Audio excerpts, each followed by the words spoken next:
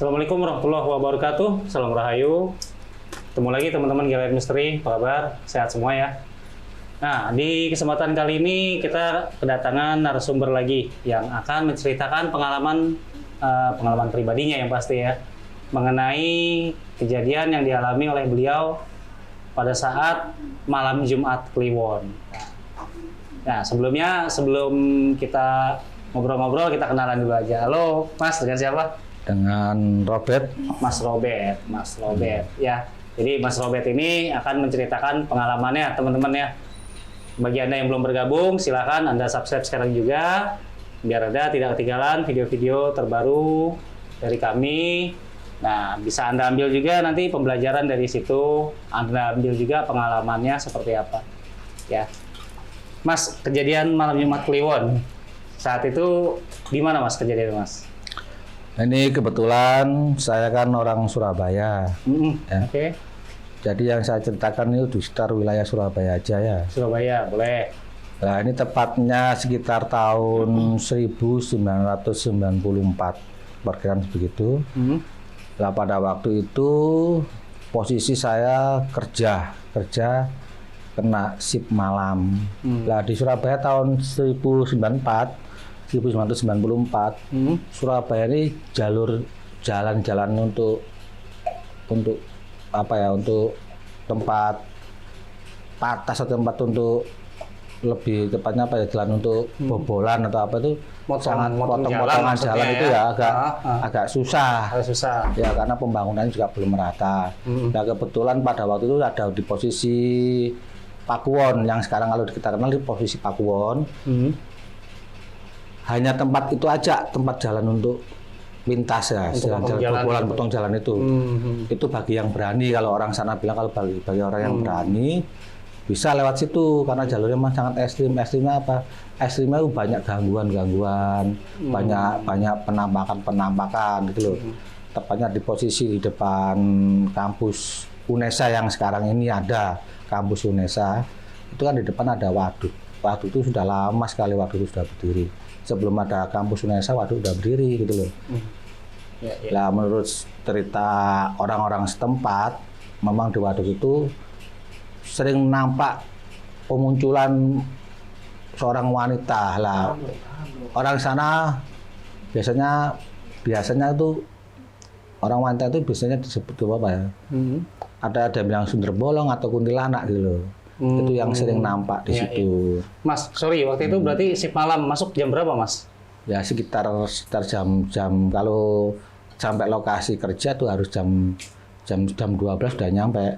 Jam 12 malam? Ya, jam 12 sudah nyampe. Berarti saya pada waktu dari rumah mau ke tempat kerjaan, saya lewat di situ sekitar antara jam 11 ya, jam 11 malam. Posisi pas malam Jumat Kliwon, ini kan malam Jumat Kliwon juga ya. Pas hujan nggak agak rintik-rintik. Nah, pas saya lewat di danau situ, ya jalannya nggak terlalu besar, jalannya tuh kecil lah, nggak sampai 1 meter jalan itu. Hanya bisa dilewati satu kendaraan. Saya kan naik kendaraan. Ya nggak aspal, ya jalan-jalan makadam antara tanah liat sama batu-batu, kayak batu-batu gunung gitu, kayak emang kecil-kecil. Tapi emang sebelumnya memang biasa lewat situ atau gimana Mas Robert? Kalau lewat situ jarang. Kalaupun lewat ya nggak mungkin malam gitu loh. Oh, jadi itu sebenarnya pertama kali Mas Ya, Robert pertama kali karena posisi sudah mau telat kan ya. Telat posisi masuk kerja. Ya mau nggak mau ya berani. Ya, dan saya juga nggak menyadari kalau itu malam Jumat Kliwon gitu loh. Tanpa saya sengaja ya sebenarnya. Karena telat. Tapi tahu kalau di jalan motong itu memang ceritanya serem gitu.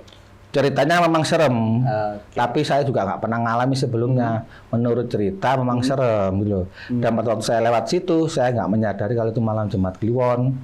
Ya gitu ya, jadi teman-teman, malam Jumat Kliwon ini memang di Indonesia, khususnya Pulau Jawa, Bali juga ya, masih terkenal banget dengan keangkerannya, dengan kemistisannya gitu ya. Nah, jadi memang motong jalan situ ya ceritanya ya Mas ya? Kita sampai pabrik jam berapa akhirnya Mas? Kalau sampai pabrik kita nggak telat, kalau kita pulang tuh, kita juga masih ada kelonggaran waktu, kita masih ada sisa waktu 10 menit, 15 menit gitu.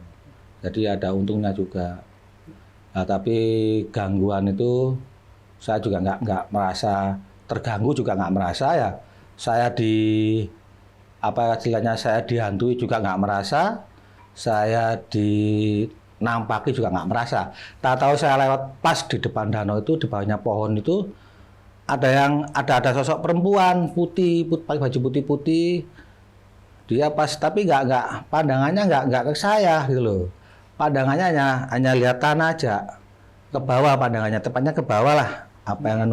Saya berhenti karena tangannya melambai-lambai. Saya pikir posisi pas malam kayak gitu, kan kasihan juga kan loh, kan perempuan gitu. Terpaksa saya berhenti, dia naiknya pun dia juga nggak bilang mau kemana, nggak bilang.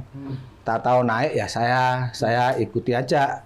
Saya juga posisi ketemunya di jalan raya nanti gitu loh.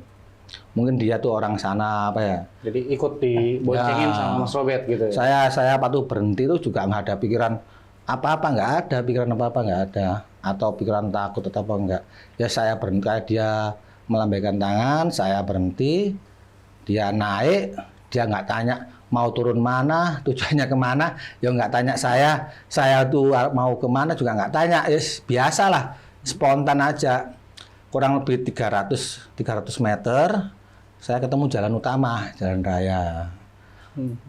Di posisi ketemu jalan raya, utama itu di jalan raya, kan saya berhenti juga, karena apa? Kan gantian yang lewat kendaraan itu loh. Ya teman nggak ada lampu merah Mas Ian, tapi kan rame lewat itu, saya berhenti. Tak tahu berhenti, saya jalan lagi, kurang lebih ya sekitar 10 meter, 2 meter. Kok nggak ada suara, nggak ada perasaan apa itu, nggak ada, saya toleh kok hilang orang itu loh. Orang yang aneh di situ, hilang. Tapi nggak saya pikir, saya nggak mikir di situ, saya mikir saya di kerjaan. Saya nyampe kerjaan, pas saya ada sepiling waktu 10 menit, ya seperti biasa, datang sepeda motor saya parkir, saya ganti baju kerja, ya tapi masih mikirnya fokusnya ke kerjaan. Lama setelah saya kerja, tahu-tahu saya kepikiran tadi, loh, yang tak bonceng tadi itu di mana orangnya enggak loh? Itu baru saya sadar loh, kemana orang ini? Ya setelah itu ada jam istirahat sekitar jam 2 waktu istirahat, saya oper sama teman saya untuk gantian jaga ya. Saya oper, ya ini jaga mesin ya, bukan yang lain, saya jaga mesin itu memang harus selalu dioper setiap 1 jam harus oper. Biasa teman-teman saya tuh kalau pada waktu dia belum giliran jaga, dia cari tempat yang enak untuk istirahat gitu. Entah itu di gudang, entah itu di aula atau apalah, yang penting tempatnya nyaman ya? Bisa istirahat. Lah ini kan perusahaan ini kan luas sekali ya, tempatnya kan luas. Jadi saya juga kewalahan juga nyari teman saya yang ini yang waktu giliran saya ya. Untuk gantiin shift itu. Akhirnya ketemu saya di gudang kardus gitu loh. Memang gudang kardus sangat luas sekali, gudang kardus itu. Lah saya lihat sarungnya yang bisa dipakai dia, saya hafal, oh ini orangnya, gitu. Itu sarungnya itu. Saya pegang badannya, kalau itu nggak salah kakinya tuh. Ya saya pegang, saya panggil. Ayo gantian kalau seorang sudah bangunin lah gitu ya. Ayo gantian bangun. Nah, ya kan. Saya keluar ya. Padahal sudah saya panggil kan, saya keluar. Di luar saya ketemu yang saya bangun itu di ruangan security. Saya juga kaget, jarak antara security sama gudang itu sekitar antara 20 sampai 25 meter lah perkiraannya ya. Kalau saya yang jalan duluan, otomatis kan saya duluan yang datang di pos ya kan. Betul. Tapi kok dia di situ, kata security tidur di situ. Terus yang saya pegang, yang saya bangunin itu siapa? Penasaran kan ya. Saya ajak tadi yang saya cari tadi. Dia mau. Tadi. Saya masuk ke gudang, ternyata nggak ada sama sekali. Gitu loh. Tapi sarung yang saya ingat tadi udah dipakai dia, gitu. Ya itu tadi, makanya saya juga heran. Tapi ya alhamdulillah pada waktu saya mau pulang kerja, saya dipanggil oleh atasan saya. Saya ketemu sama atasan, saya bicara empat mata. Diajak bicara empat mata ya, masalah kerja ya, masalah di mana keadaan mesin atau apa ya, ini hanya sebatas kerja aja. Tahu-tahu saya dikasih amplop coklat ya mungkin ini yang ditunggu-tunggu ya, karena selama ini yang ditunggu-tunggu oleh karyawan semua itu bonusan ya. Bonus. Ya. Tapi saya nggak merasa apa ya, ini saya yang diutamakan atau enggak. Mungkin pikiran saya sebelum saya yang dipanggil semua mungkin sudah dapat dan gitu. Malah dapat rezeki jadinya ya, intinya ya. Akhirnya saya terima pada tahun 94 tuh saya dapat uang tuh sekitar 750 lebih lah. Ribu, bukan juta ya, ribu. Tapi di tahun sebegitu uang segitu sangat besar sekali. Benar. Sangat besar sekali uang segitu ya. Oke, makasih Mas. Monggo sambil diminum dulu Mas. Makasih udah datang ke studio GLN dari Surabaya. Udah mau berbagi cerita juga buat teman-teman semua. Monggo, kebetulan ada Yusois nih dari Dansen ya, teman-teman. Seger Mas airnya Mas. Alhamdulillah, berkah Mas. Ya, maaf nih cuma bisa air putih doang.